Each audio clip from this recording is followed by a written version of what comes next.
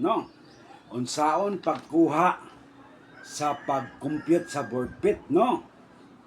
So, 144 cubic inch equals 1 board foot.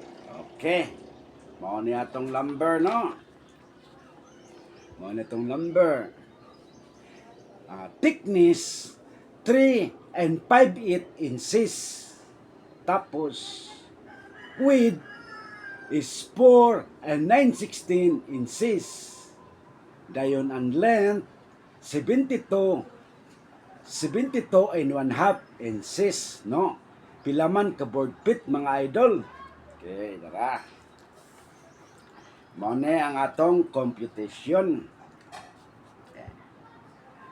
3.625 inches times 4.5625 inches times 72.5 inches equals 1,199.08203 cubic inch over 144 cubic inch equals 8.32 board feet, no?